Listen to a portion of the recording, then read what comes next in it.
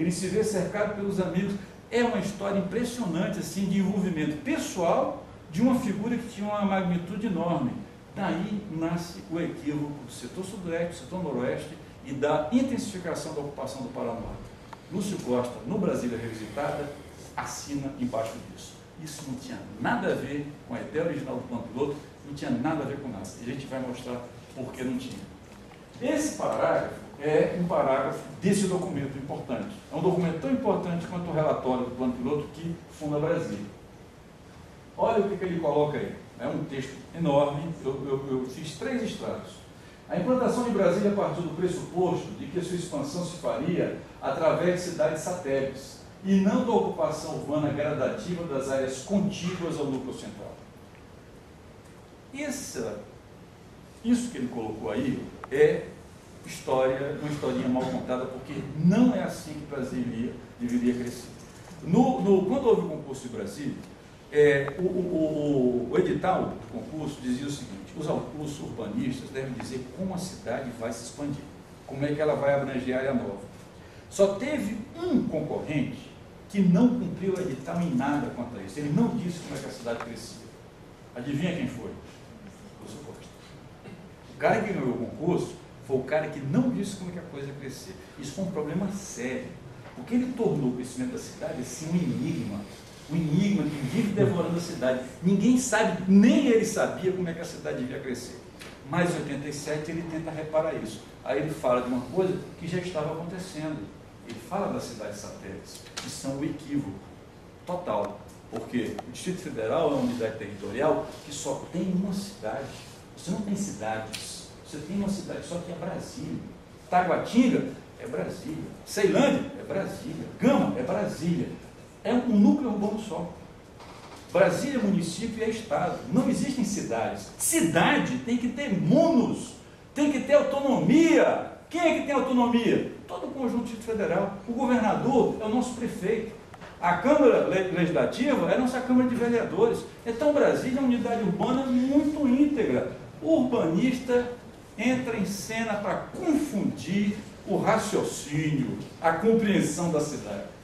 Ele coloca então: previa-se alternância dividida de áreas urbanas e áreas rurais, proposição contrária à ideia do alastramento suburbano extenso e rasteiro. Esse parágrafo está bem distante do parágrafo que eu vou mostrar depois para vocês, que cria o setor sudoeste. Como é que ele escreve isso?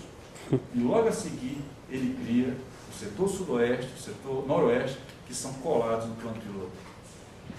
Você entendeu? Não tem consistência a partir daí. É uma ideia inconsistente. Vocês vão ver que somente sob pressão ele poderia ter dado o passo que dá assim. Assim, a partir do surgimento precoce e improvisado das cidades satélites, prevaleceu até agora a intenção de manter entre esses núcleos e a capital uma larga faixa verde destinada ao uso rural.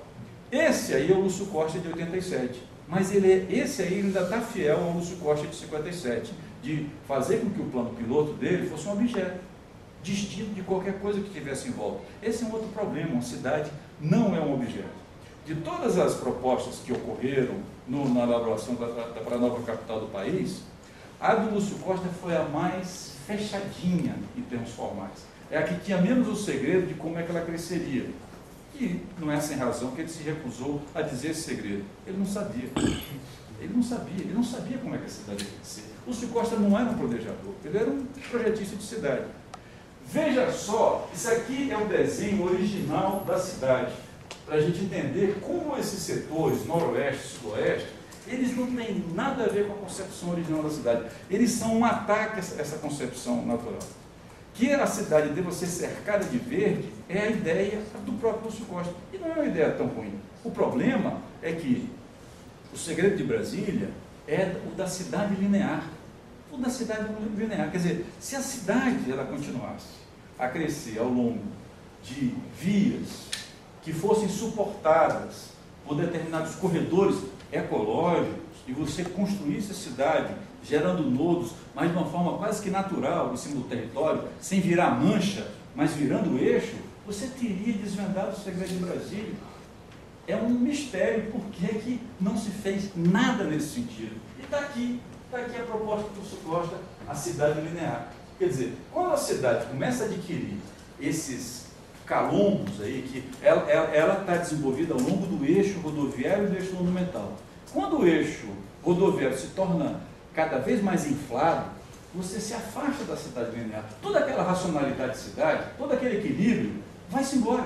Porque ela vai se tornando uma cidade mais parecida com uma bola, mais parecida com uma cidade antiga. Não tem essa vantagem de circulação, algumas coisas interessantes que aconteceriam nesse modelo de Brasil. Então, esse parágrafo é o parágrafo que cria o setor noroeste e sudoeste. É aí que nasce o setor noroeste e sudoeste.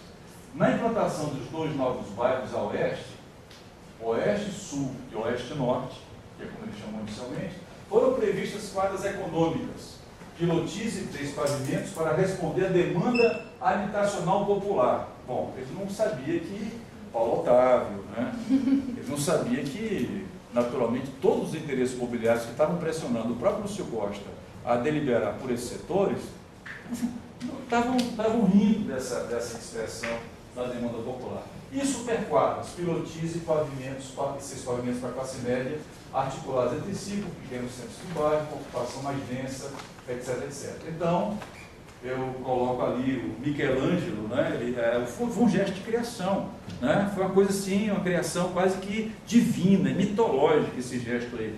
Naquela época, eles precisavam desse logos, dessa racionalidade do Lúcio Costa para decidir por isso. E foi assim que nasceram esses setores. Eles foram decididos por um gesto criador. Do nada, não havia justificativa ecológica, não havia justificativa urbana, não havia justificativa social, nada. Especulação, estado puro. Apresentaram a ideia para o Lúcio Costa e ele colocou dentro do Brasília Revisitado. É impressionante como essas coisas aconteceram. Então, por mais que se queira defender o setor noroeste, o setor sudoeste, como alguma coisa que Lúcio Costa fez, a racionalidade é essa, sabe? É teológica, é uma questão de fé. Ele quis e acabou. Quem quiser que proteste agora contra a Arruda, contra os grandes implementadores dessas oportunidades imobiliárias. Ele deformou seu plano. Ele desequilibrou a bacia, quer dizer, argumentos que colocam a questão do impacto da decisão de fazer o setor noroeste e sudoeste só existem. É tremendamente ofensivo a ocupação urbana equilibrada da região da Bacia do Paranoá, essa proposta do setor noroeste. E é contraditório com o que o Lúcio Costa colocou. A proposta de urbanismo adquire aí a sua maior contradição. Né? Bom, esse texto aí é o seguinte, é uma parte que ela é interessante para a gente perceber como é que essas coisas são resolvidas. É uma parte final do documento, onde o Lúcio Costa discorre acerca de como é que as coisas são decididas no campo do urbanismo. Isso aí se chama pensamento mágico. Né? Pensamento mágico é quando a pessoa tenta localizar na própria vontade, no seu poder ontológico de criar as coisas, a lucidez necessária, o equilíbrio, nunca nos outros. Não há uma palavra aí que se refira à troca, à decisão que possa ser feita considerando outros interesses. Há sempre aquele interesse puro do projetista desinteressado. O projetista, ele representa a pureza desse gesto criador. Só há pureza nesse sentido. Como é que você constrói uma cidade desse jeito? Que natureza é essa?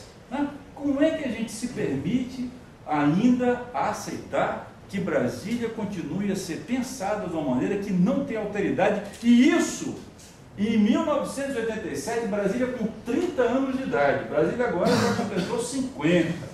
O plano do Lúcio Costa, completou 50. A cidade inaugurada completará 50 agora em 2010.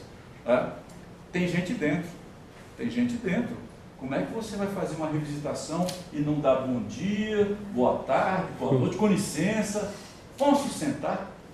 Porque a cidade já tem cafezinho para oferecer, a cidade já tem seus moradores, já tem sua vida. Uma geração já se formou, 30 anos da formulação do plano, é uma geração que se passou. Então, esse problema do diálogo entre gerações, ele continua a se refletir. Quando você vê Zé Roberto Arruda, e sua equipe de governo se comportar do jeito que se comportam, cumprindo determinações